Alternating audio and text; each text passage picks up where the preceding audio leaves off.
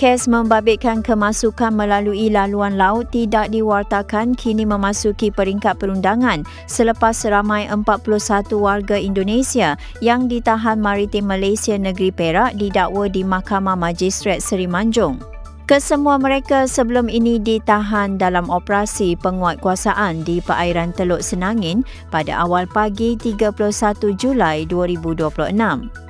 Menurut Pengarah Maritim Negeri Perak, Kapten Maritim Muhammad Syukri Khotob, kesemua 41 orang kena tuduh didakwa mengikut Seksyen 52 Akta Imigresen 1959,63 kerana disyaki memasuki Malaysia melalui laluan yang tidak diwartakan. Kesemua mereka mengaku bersalah dan mahkamah menjatuhkan hukuman penjara selama 3 bulan.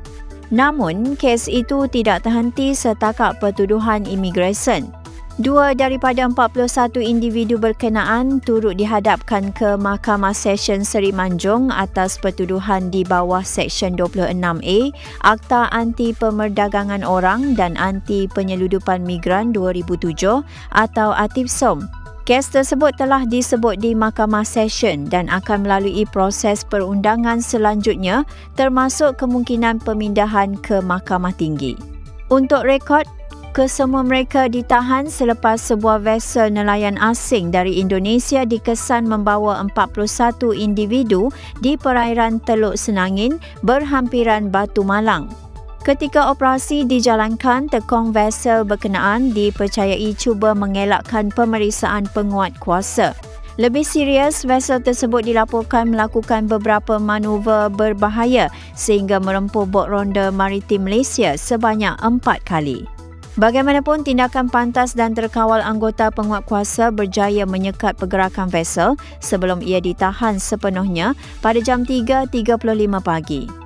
Tiada kecederaan dilaporkan melibatkan anggota Maritim Malaysia dalam kejadian berkenaan.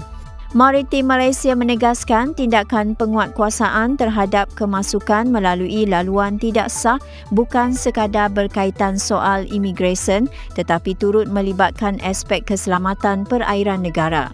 Laluan seperti ini juga boleh mendedahkan individu yang terlibat kepada risiko dieksploitasi oleh sindiket selain membahayakan keselamatan mereka sendiri ketika berada di laut.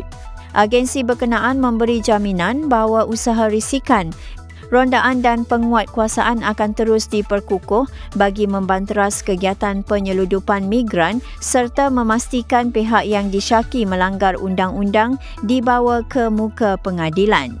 Maritim Malaysia turut menegaskan bahawa tindakan tegas akan diambil terhadap mana-mana pihak yang menceroboh perairan negara, terlibat dalam aktiviti penyeludupan migran atau bertindak agresif sehingga membahayakan anggota penguatkuasa. Terima kasih kerana menonton, jangan lupa subscribe dan jumpa lagi di video seterusnya.